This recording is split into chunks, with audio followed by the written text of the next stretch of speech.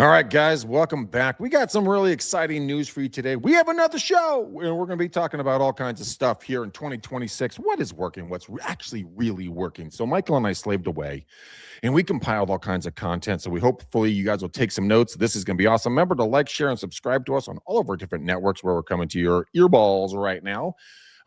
Michael, we're going to be covering some cool stuff. Welcome to the show. What's your most exciting tidbit that you're going to let these folks know before we even get into it?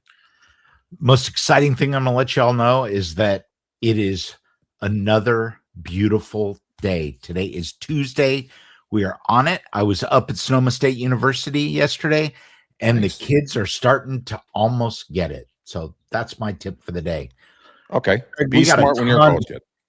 Yep. We got a ton of stuff to talk about, though. So we're going to fire up. Yeah. Bring us up. Bud. All right, let's get into our playbook. Michael, take us away, brother. All right. So as I was reading through this yesterday, Greg, and we started talking about what are people going to be doing in 2026 that is different. Last week we talked about what people should not be doing, and I want to talk about more than AI, Greg. I want to talk about what is really going to differentiate people in 2026 through the rest of the year. Interest rates are projected to stay stable. We may have some turmoil in the market, but I think overall sales are going to be up, inventory is going to be up, and people that are doing this are going to be successful. So what's out, Greg? Pandemic era part-timer. Do not get into this industry to be halfway. I think it's really important to realize that real estate is a job. We talked about this last week, and the people that are in this halfway are not going to make it. They're not going to be able to keep up. Yeah, they might sell a house here, they might sell a house there, but they are not going to do it. What is in right now is full-time professional agents, people that are putting in 110% every single day. Yeah, it is. It really is 100%, Michael. And a lot of us have gotten, complacent in regards to, being 100%. We're like, well, you know what? I'll put on my PJs and I can work from home or blah, blah, blah. Yeah, it's really comfortable and easy. But is that being a true professional? Is your banker sitting at home wearing PJs? No, they're at the bank. They're doing the job as a professional. So, Mike, I didn't mean to cut you off, but finish your thoughts on kind of what's out this year and what's going to be coming in. I'll bring in what's coming in 26. Other things that are out this year are overwhelming people with paper. I think more and more in this industry, we are moving from a paper society to a paperless society. People love getting emails. They love getting text messages. They don't like getting 500 sheets of paper to do this. Same thing holds true. If you are not presently, Greg, are there still people that don't use DocuSign or some digital signature? Hello, the federal government. It's called the federal government. Well, the federal government. Okay, so if it has to do with taxes or banking, you still have to use wet signatures. But if it does not have to do with your taxes, IRS does not have to do with the bank foreclosure, short sale, you don't need a wet signature. Get on the bandwagon and start using those tools. Greg, I think let's keep moving through the slide deck and try to get this done in a timely fashion so that people can enjoy their day. Well said, Michael. Well said, sir. Well said. Greg found the sound effects. Yeah, be wary, guys. I just figured out about that button. Okay, let's break into this really quickly. So what's in for 2026? It's really very, very, very simple. It's basically you're going to be full-time professional. It means you're going to show up and look like your clients. Now, what does that mean? It means if you're in Manhattan, probably going to wear a suit or a very nice dress. If you're going to be in on the West Coast, a hoodie, nice jeans, and some cool tennis shoes are going to fit in just fine. Dress like your clients, be a professional. And it means that you're going to navigate these people through a very interesting situation in their life. For us, it's just Tuesday, okay? But in reality, for them, it's a big stinking deal to buy, sell, invest, rent, do a 1031 exchange, consolidate, whatever they're doing. It's a big thing, and you're going to be there. Now, the failure rate by doing the old way, guys, what I'm talking about, not what Michael was talking about, is to the fact that that actually came out in reverse. Michael was talking about what not to do. I'm talking about what to do. But here's the fact. when agents get in, 90% of you guys are going to fail. It's just the fact of the matter because they don't take it to heart. Agents don't take it to heart. Your burnout rate is significant. I've burned out 4 times in this industry. I understand how that feels. Use leverage, use time, use AI and technology. So, Michael, let's jump into mass marketing versus being micro famous. What is your opinion? So yesterday, let's talk about the past and what you were doing. People were doing mass mailings. They were doing large amount of email. They were doing large amount of postcards. They were doing just sold, just listed, coming soon, all of these things. It's time to stop focusing on such a broad net and start focusing on, Greg, take it away, on what they should be doing. You guys want to be hyper local in your neighborhood. So that could be micro famous. A friend of mine actually wrote a book called Micro Famous a long time ago. Matt Johnson. If you want to get that book, he'll send it to you. You can download a PDF about it. But what it means is this: pick a specific marketplace. Now, a lot of us agents, we have egos. We want to be the biggest agent in town. The most impactful thing you can do is going to become Tom Cruise famous, or, which Michael likes to say, Brad Pitt famous. Doesn't matter. Pick a favorite celebrity of yours that anyone instantly knows their name, their face, their movies, their credentials, so on and so forth. You can talk about different scenes, different lines, and you laugh, and it's something that you can share, right? Very much the same thing with real estate. Become Tom Cruise famous for a marketplace. Now, you decide on the size of that marketplace. Now, what they're suggesting in this slide right here, let me bring it up, is they're suggesting 500 homes. Now, the reason why I don't agree with that number of 500 is very specific. It's math-based. You need to have enough turnover rate in that marketplace for it to make sense. Now, if you have a 8 to 10 to 12% turnover rate in 500 homes, you're going to make a healthy living potentially. What's a turnover rate, Greg? Thank you for asking, Michael. I'm glad you did. A turnover rate is you take a marketplace, so a city, a neighborhood, a town, a zip code, whatever your environment is. You go into your title company or your lawyer, depending on the state that you're in, and you get the total number of homes in that specific area. So let's just say it's a zip code. In one of the cities I work is called Danville. They have 2 zip codes. One's 94526. That's the west side. I would take that and I would take it to my title rep and say, how many homes have sold there from this date to this date? It has to be year to date. So let's say it's 5,000 homes divided by the total number of homes sold, right? We'll say 5,000 homes, easy number.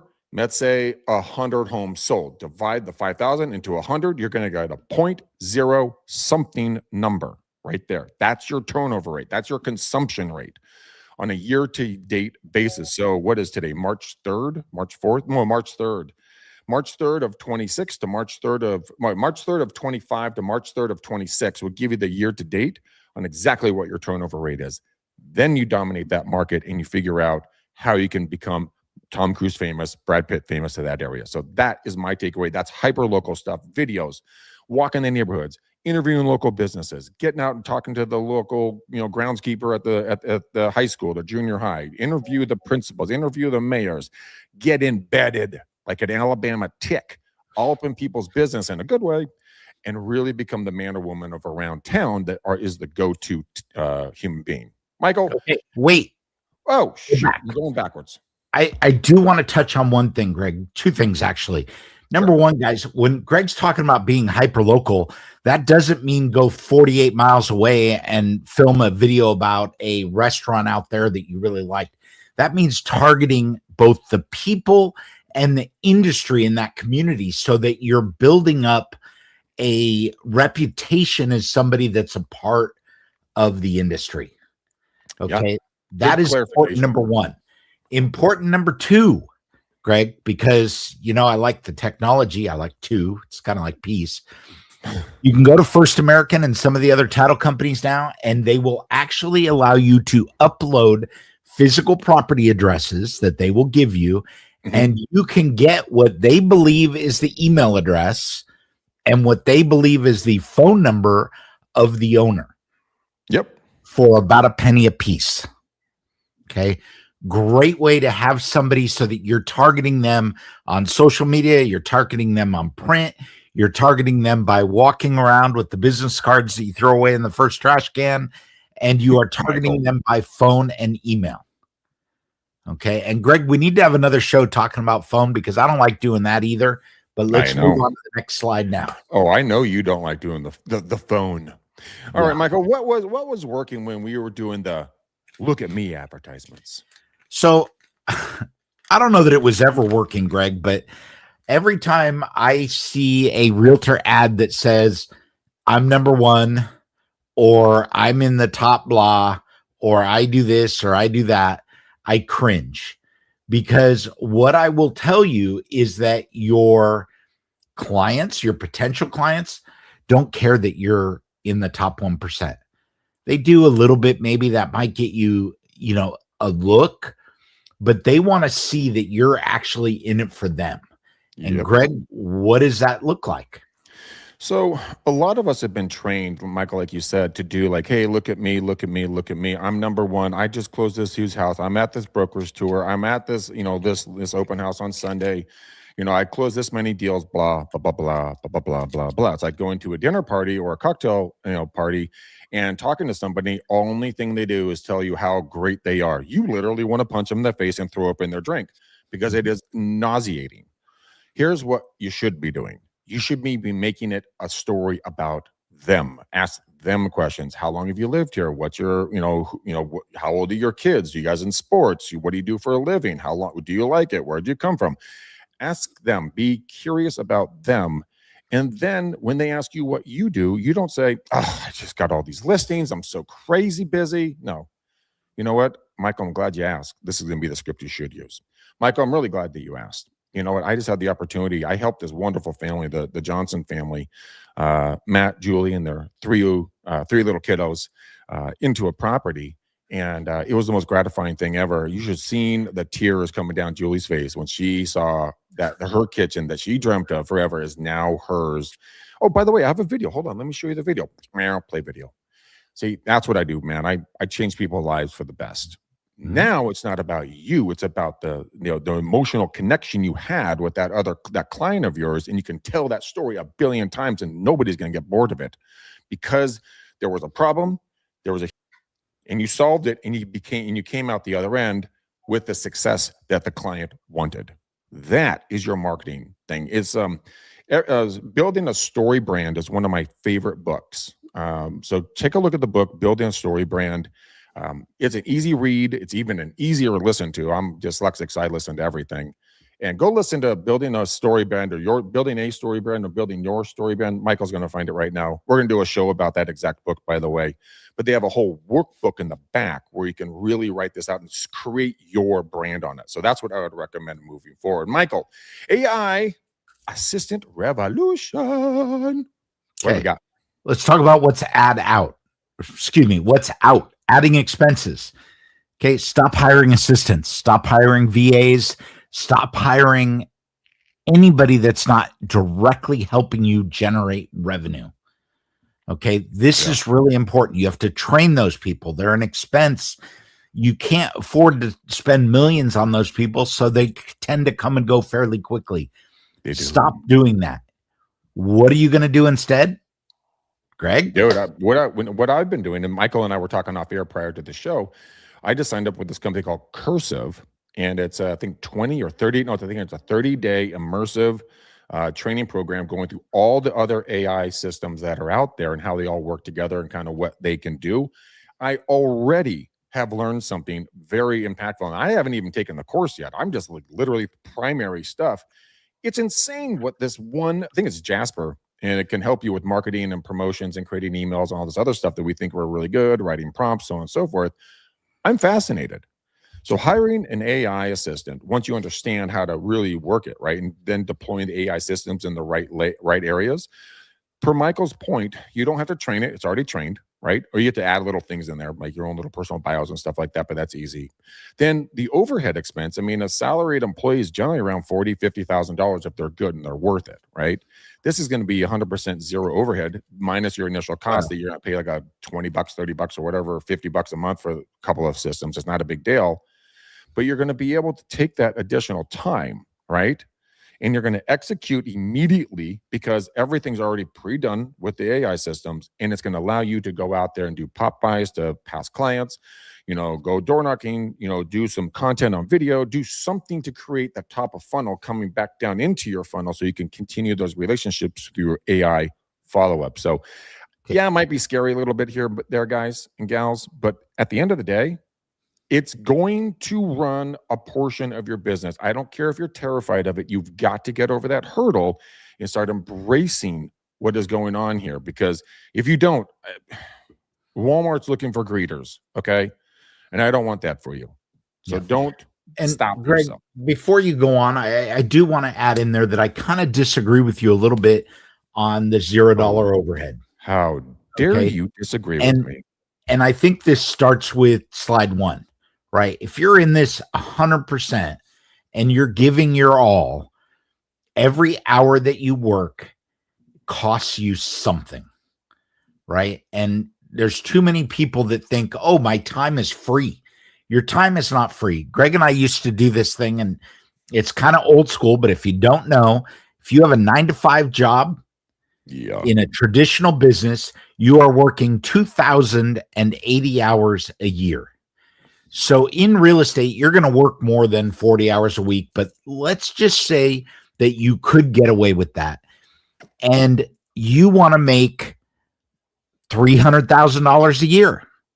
Okay. You want to make 100,000, you want to make 500,000, you want to make $1 million. Take that number and divide it by 2080. Okay. And that is your hourly rate. So anytime that you are doing something like focusing on AI and focusing on doing all these other things, Greg's adding it up. I am adding it up right now. 42,000 divided by 2080.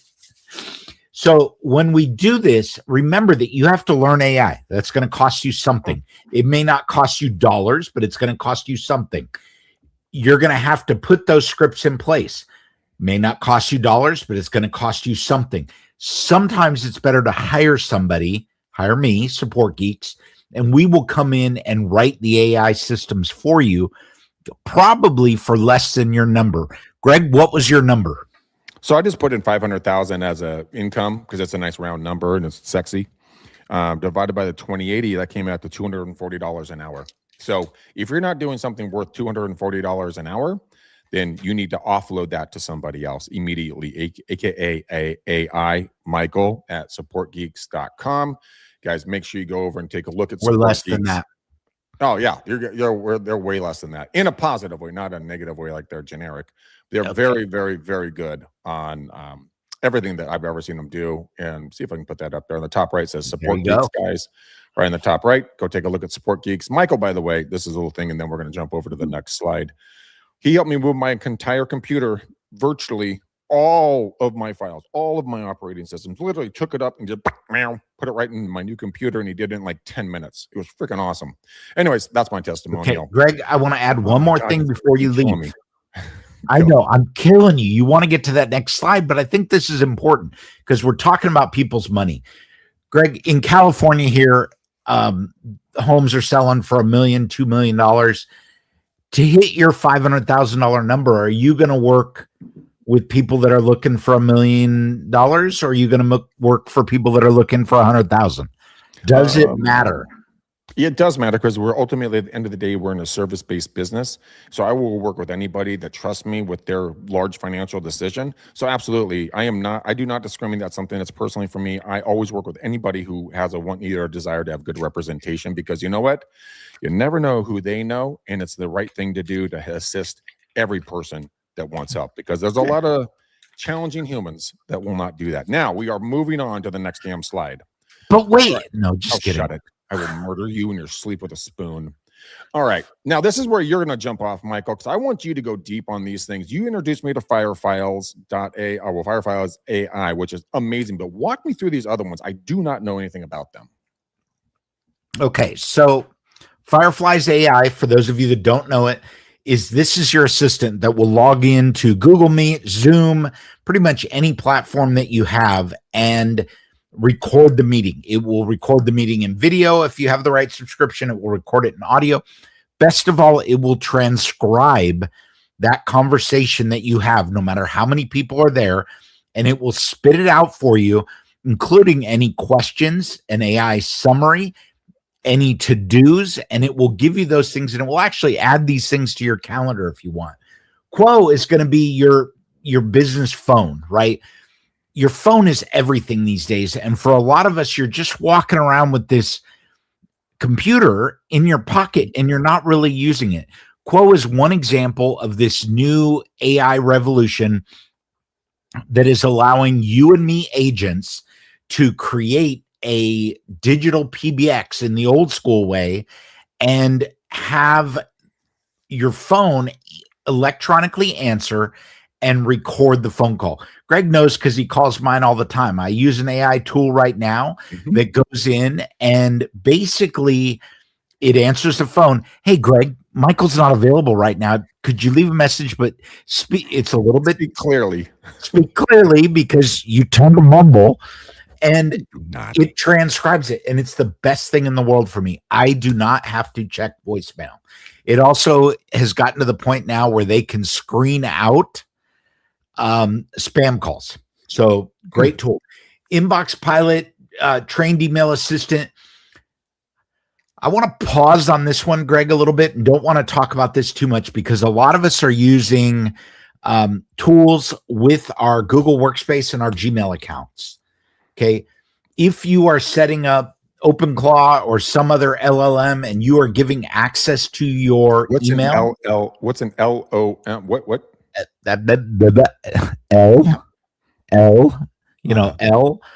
LLM is a large language model. Large language model. Okay. That means AI. If you are using AI to check your Gmail account, you are technically violating their terms of service. And some people are reporting that they are losing access to their Gmail account for violating terms of service. Oh, well, that's not going to be a system for me then. Okay. It will get better because Google owns Gemini, and I think you're going to see this coming out there. But the OpenClaw stuff, there's still a lot of security risks. Boom, moving right along. Moving forward. All right. Oh, is this vodka? Huh? Diet Coke and ice? What are the three things in the... I'm like, what are you reading? No, so it's going to be basically how to really kind of set up your lead stuff. So, I mean, I actually, the more I read about this, the more I really kind of got intrigued with it, because in all honesty, I hate my website. I absolutely hate my website. I personally think websites are way, past, they're like the dodo bird. They've gone the other way, in my humble opinion. People don't go there. They used to. I know when I used to train for Rockcliffe, I was talking about, this was back in 15 or 14 or something like, probably 2015. And I was talking about how in 2014, 70% of people went to people's websites. Well, that's in 13. 70% of people researching real estate agents would go to their website. In 2014, 85% people went to the agent's Facebook page. So, Michael, would you say website or would you say social media coverage? I think you need both. Okay. You need your social media because people tend to doom scroll. You need a website so that people can find your social media if all they know is your name. Okay. It's a great tool to get them access to it. What you don't need anymore, sorry guys, you don't need property search. People aren't going to you. They're going to Zillow. Nope. They're going to Redfin. They're going to realtor.com. Okay. Homes.com. Homes.com. All of those places, they're not going to you. Your website has become a digital business card. Treat it like such.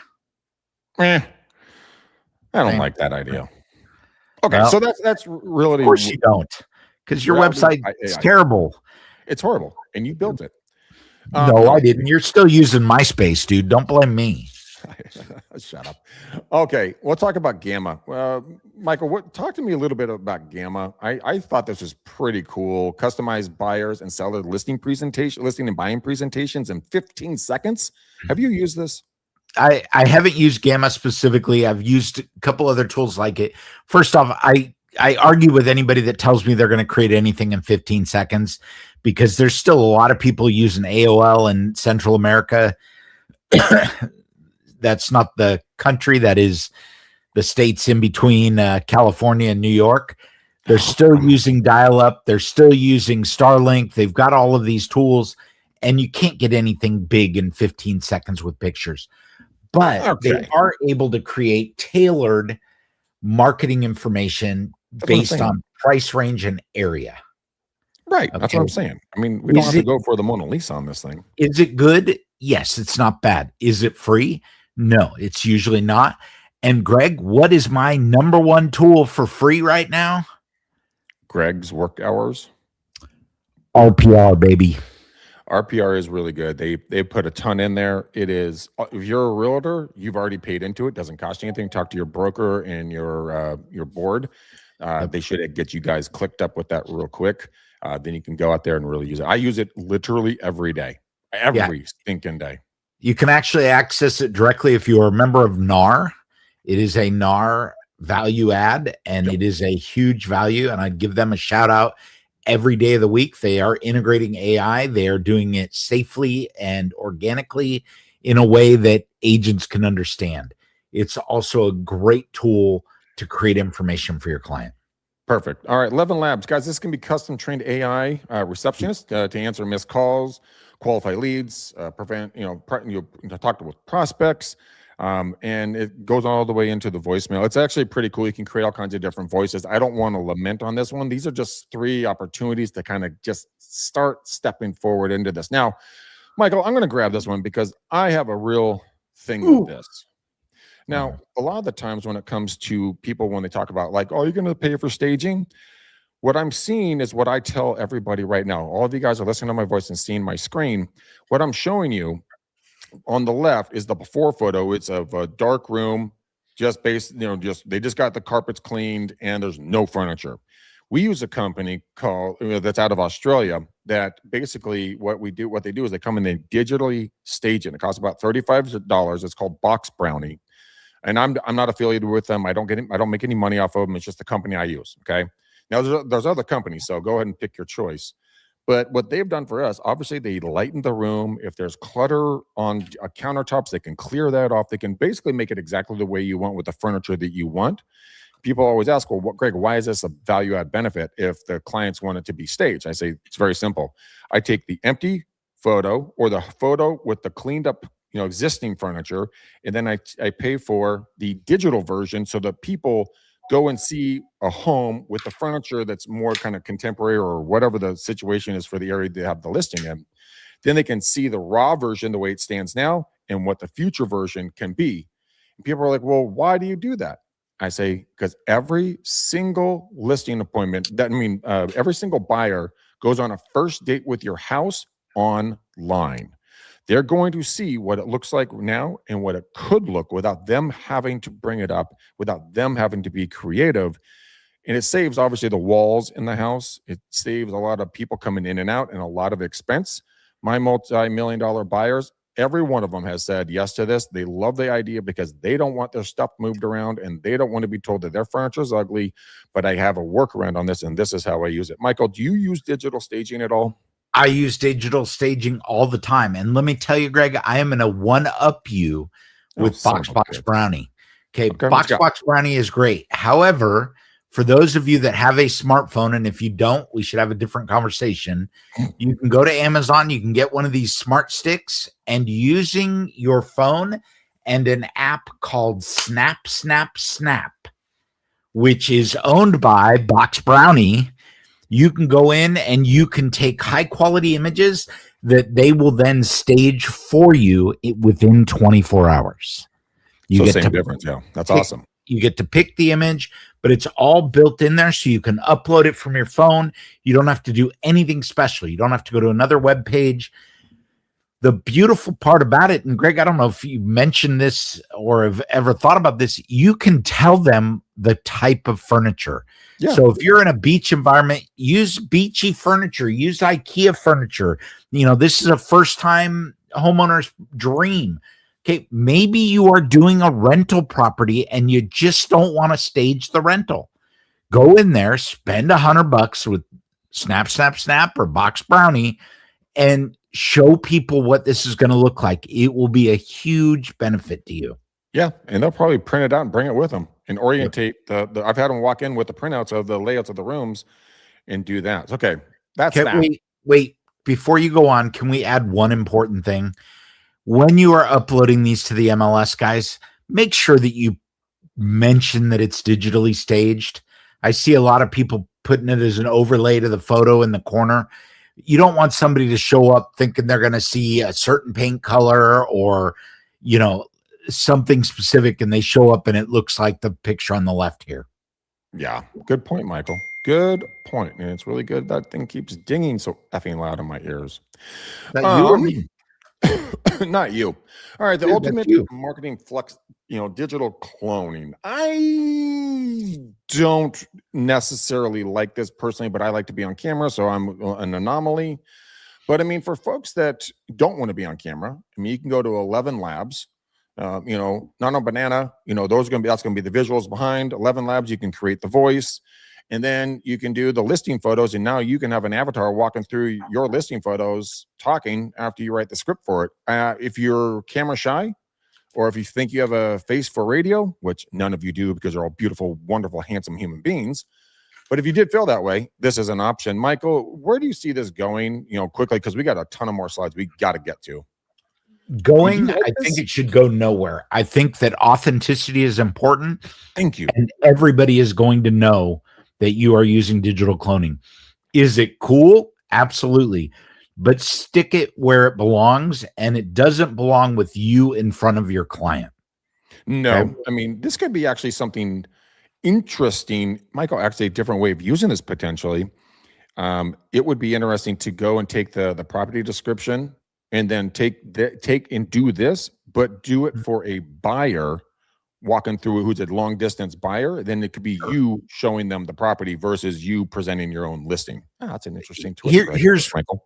But here's where I would argue with you, Greg, and Naturally, you and I are probably on the extreme of this. One of the things that digital cloning does not get is personality. No, right? It doesn't. And simple as that. You want the inflections in tone. You want to know where the laughs belong. We want to know where the pauses belong. And AI doesn't always get that. All right, next slide. Next slide, baby. Let's go. Take us away on this one. Old advice: avoid rentals. Okay, I'm going to tell you right now that rentals are huge. Yep. And for those of you that are avoiding them, now is the time to do it. Is it a huge moneymaker? Probably not. Is it a waste of time? Probably not. Greg, why would you do it? So what the real reason, sorry for hitting that button, guys, is the fact that these are opportunities. These are your first-time home buyers, right? So they're going to rent for a little bit. I have a friend of mine over in Florida. She did this exact model, and she started out in her career working rentals. That's what she did. And then she built herself up, and all those renters turned into buyers, which turned into homeowners, which turned into listings. So if you're younger, I would highly recommend that you take a strong look at talking to the buyers. Now, the renters. Now, here's the cool part. You can get a hold of the different, apartment complexes and get permission. Always get permission to represent potential renters. So you put ads out there. Hey guys, the property at the Buena Vista, I'm making stuff up here. The Buena Vista Apartments here in downtown, anywhere USA, has 5 more units available. Here are the specs. Contact me for details and a showing, right? So now you become an asset to the apartment complex because they're getting more people to rent units. You're building a relationship with the renter. Then they're going to tell their renter friends that you were like a concierge to them, walking them through the process with the documentation, bought them a cup of coffee, got them into the place that they want to be. You do that on a consistent basis, and you become the hyper-local information knowledge broker of what's going on with the apartment complexes, with the condo developments, with the townhouses. Those build into long-term clientele. That is why I would do it, but always get permission from the apartment complex in writing that you have the ability to market their properties or units for lease. So, Greg, you already touched on this next slide. Just drive this home. This is the 4 steps that Greg's talking about. He's got the lure, right? The deluge. I don't know if it's a deluge for rentals, but they come in. Okay. All of this stuff goes through, when you look at all of these things, it's really easy to turn a renter into a buyer. In the Silicon Valley, I have a client right now that is paying $4,000 a month for a 1-bedroom, 1-bath, 900 square foot apartment in a high rise in downtown. That's pretty standard in that neck of the woods, though. But that's a It lot of is. money for 900 square feet, dude. Yep, it is. And Lot of you know what it turns out? The guy moved to Florida. Do I know this individual? Yeah. I thought that was that individual. Okay. Well, you know what? He saw the Keep writing on on the wall moving. and he bailed. And so did a lot of billionaires. But if you have to stay here for work, family, health, whatever it is, Yep. keep that in mind. Work with the folks that are, they're going to be sticking around as well. All right. Next one, since we're running up on time here. Now, this is something that I want to reference back to, and we're going to go right back to our conversation, right? The hidden ROI of turning, renters into buyers. That's exactly what I just talked about. But Michael, let's break it down very quickly, right? So we take the stats. Can you convert 30% of closed renters into future buyers? Do you think you can do that, Michael? Me, no. Why not? Because I think the market down here, I don't think 30% of renters have what it takes to go into buying right now. Okay, so let's take the Silicon Valley out of it. Let's just say, talking about overall, converting 30% of closed renters into future buyers. Now, here's the math. The pipeline of math is this: 100 renters closed per year equals 200 renters in 2 years.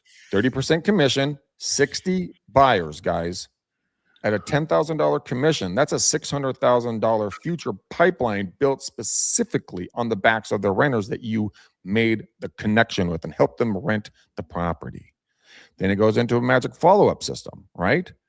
And it is literally that easy to stay in contact, invite them out to coffee, promote their business, help them get connections in their line of work, recommend a babysitter or a tree trimming company. Just be that person, right? Now, a lot of people say put a magnetic business card on the fridge at move-in. Listen, in the areas I work, everybody has wood-covered refrigerators. I mean, rarely do I see stainless steel. Here is another idea. Go out to their fuse box. That thing is going to be freaking metal. You slap your magnetic card right on that thing, maybe 3, 4, or 5 of them, because they're not going to see them because they don't go there all the time. But when they see them, boom, little miniature billboards. When the lights go out, they're going to see you, and they're going to be, oh, I wonder, I got to call Greg about blah, blah, blah. Hey, Greg, the lights are out. They're not going to see us. Flashlights, genius. Gosh, I'm going to argue for notepads. Nobody throws away a notepad. Doesn't matter what's on it. They don't throw away a notepad. Well, that's true. Right? We actually still have a lot of our old ones too. I like pens, so on and so forth. Exactly. I like this one. Daily operations of a top producer. What does a top producer do? Let's start this out, Greg. One that is not on your list here is they get up. They get up early. They get started early. They don't sleep in until 4 p.m. They get up. Part of that is acting like a professional. Okay. They need to be consistent. They need to be confident. They need to be outgoing. They need to be out. Okay. You can't sit behind a desk and wait for the phone to ring. That doesn't happen anymore.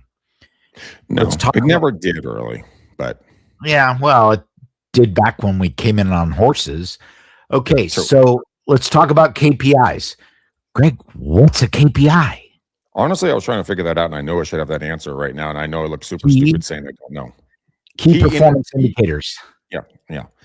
So it's really what gets tracked, right? It's really kind of identifying, and Terry built me a spreadsheet for tracking my door knocking numbers and cold calling numbers long time ago. And it literally broke it down. And I'm going to actually have it reworked. And I want to give it away to everybody who's a part of what we're doing here. But it tracks it down to the minute of my value, so it's per minute, per hour value, per person you talk to, per lead. And then you have a couple of other factors in there. I can tell you if you work a market of, I'm just going to use 500,000 because it's a nice round number, $500,000 at a 2.5% commission. You work 80% of the year or 78% of the year. You work 5 days, not 4 days. You prospect 1 hour, and then you figure out what your, and then your conversion rate is at 5% conversion rate for all the calls and people you talk to, only 5%. And I can tell you what your value is. I mean, I can tell you that right now, when I do cold calls, my value is $3,756 per hour. That's my value based upon the price points and my conversion ability. Now, do you think that would motivate you? Do you think you could track that? Do you think that would kick you right in the hoo-ha if you could really see what your KPIs really did? I guarantee to you it will. So, Michael, how do you structure a schedule that you can actually follow? Well, hey, Greg, what's a hoo-ha? A hoo-ha? It's your butt. Just kidding. All right. How do you structure a schedule? You put it in your calendar, and I'm going to encourage you to do it on a digital calendar so you have it with you. This is a business. You need to treat it like a business, and you need to book and catalog your time. You are going to have appointments. You are going to need to meet with the doctor. You're going to need to pick up the kids. You got to make meals. Budget your time and pick your number. Greg picked his 500,000, breaking it down to a little over $200 an hour. You need to realize that your time is there. And if you realize at the end of booking your time for a week that you're only doing 5 or 6 hours of real estate work, unless you are wildly successful with those 6 hours, get out. Because 5 or 6 hours is not enough, right? No. You've got to be committed to this business and committed to doing the right amount of work to get the results that you want. Well, Michael, it's like working out or dieting, or, if you want to learn a new hobby. Like, I'm interested in learning how to, go crabbing. I mean, throw a line out, get a crab, take it home, boil it, have some nice crab meat, because I caught it. I don't know how to do it, but I'm going to put some time in to learn how to do it. But when it comes to calendar stuff, I live and die by my calendar. If it's not on there, I'm not doing it. End of story, hard stop. But that's me. All right, 12-month nurture engine, Michael. Now, let's make this one quick, Greg. We're over 40 minutes here. Let's get people moving. I wonder whose fault that is. Mister, I have one more thing. I have one more thing. One more thing. Yeah, there it is again. Son of a bitch. Michael, walk us through very quickly. What are you using currently for a 12-month nurture system? So I don't look at it as 12 months, Greg, because I don't feel like my career is annualized. I think my business is about today, tomorrow, next week, next month. I focus on annual home equity reviews. I buy greeting cards and birthday cards and home anniversary cards like they are chiclets. I pre-address, pre-write the cards, and I just put the date that I'm going to mail it. When it comes to an annual home equity review, I use RPR. Anybody that I have worked with or talked to or know that has bought a home in the last 10 years, I send them an annual report that gives them their home value. Okay, this is a great one. I send out a monthly newsletter via email that talks about home values in the core markets that I serve. Okay, I ask direct questions of people. What do you want to see? Okay, I don't avoid the hard questions. And Greg, one more thing, I over communicate. Okay, no kidding. I believe that the people that touch people the most, not physically, but intellectually get there. Yeah, don't go there. And this is why postcards work, right? Because if you are in front of somebody over and over, it's like all I see is Greg's face. He's on my TikTok, he's on my Instagram, he's on my email, he's on my postcard. Who am I going to call when I actually need? Oh God, I'm going to call that Greg guy. Maybe shut him up. If I move, he won't know where to send my postcard. I was going to say, who are you going to call? I was going to say Ghostbusters, but okay. You can call me too. So that's what my nurture engine looks like, Greg. It's about continually contacting people that care. It's true. No. And the people you don't even know that are watching and listening and paying attention to you. That's the most. Those are the creepers. Those are not in a bad way, but in a good way. They're creeping on your content and on kind of what's going on because they're not ready yet, but they're keeping you in mind. There's a system called the orphan program. And what that is 90+% of real estate agents do not follow up with their past clients on a consistent, rigid basis. It's all willy-nilly. So the orphan program is going back and looking at any person that has purchased their home, like any purchase date that is let's say 5 years back. We know on a national rolling average, it's 7 years that people sell between 5 and 7 years, up all the way up to 30 plus years, depending on kind of the lifestyle in the area. But go in and you can do some skip tracing on this stuff, and you can get people's information of the property owners, right? Why don't you start sending them happy anniversary cards on this purchase of their home? They're not going to know you, but guess what? You can start getting in front of them on a yearly basis and put them on a drip campaign, both digitally and hard copy. What I've been doing is I'm using a company called Opus Clip, and Opus Clip cuts up my long form videos like this, and then it turns it into reels and shorts. Now, my nephew came over the other day, and he turned to me. I didn't even know we were friends on Facebook. I didn't know that. I'm like, oh my gosh, we are. And you know what? He goes, hey, Uncle Greg, I've been watching all your reels. They're pretty cool. I'm like, what? You've been watching my reels?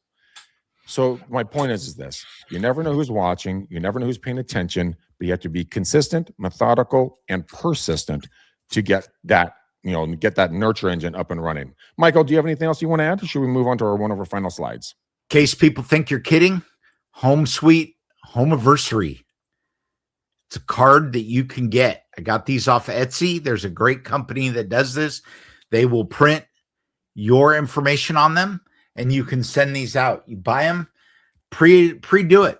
Go buy 50 of them. Send out 50 this year. See the response you get. People think it's funny.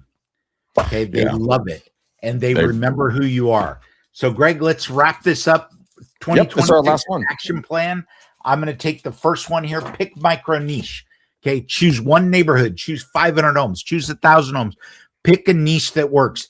If you are in a community where everybody has 5 acres of land, 500 may be too much, right? Because you'll be in the next country before you get there.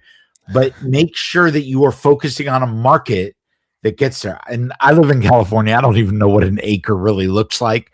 So if 5 acres isn't that much, do 50. If 50 is not that much, do 500. Pick the niche that works for you. Yep. Greg, what are we going to do after the niche?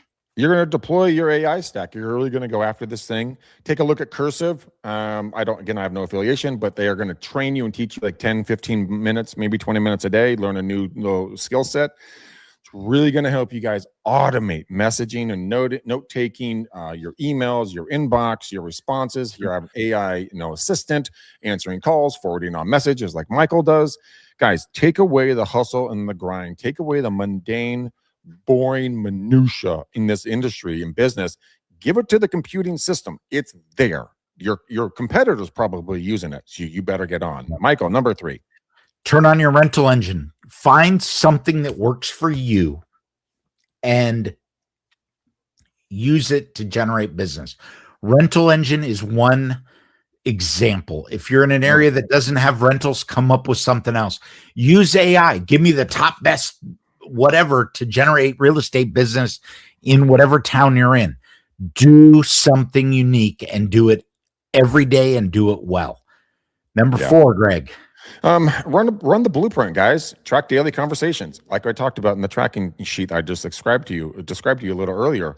Know how many conversations you had. Execute on the pre-offer strategy, and then follow up relentlessly. I mean, you have got to be like a bad penny, always showing up. There's a company that I'm looking at to do another portion of my industry, and a lot of it is AI, by the way, or actually not my industry, my business. And here's the thing: their follow-up system got to the point where I was annoyed, but I was thankful, because I guarantee you I wasn't forgetting them, and I wasn't forgetting that meeting.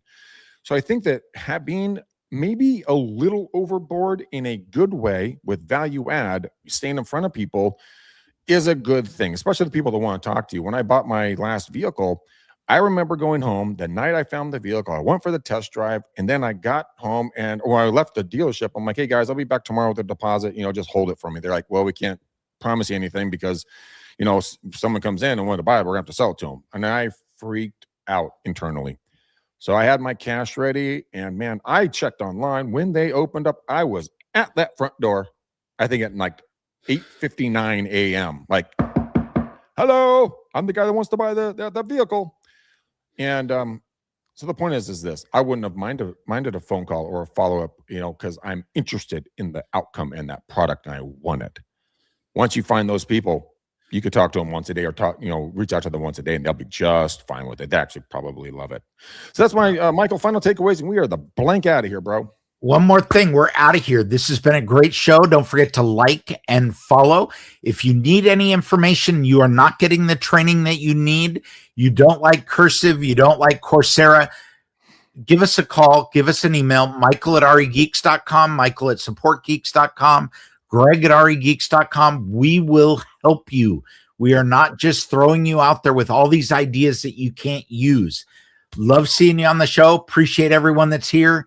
Greg, take us home. All right, guys, we're out of here. Push. Thank you for hanging out with us today. We know that you guys can do anything during the day, so thank you. Go back and rewatch the entire show. There are some serious value adds here. We cannot do the show without you.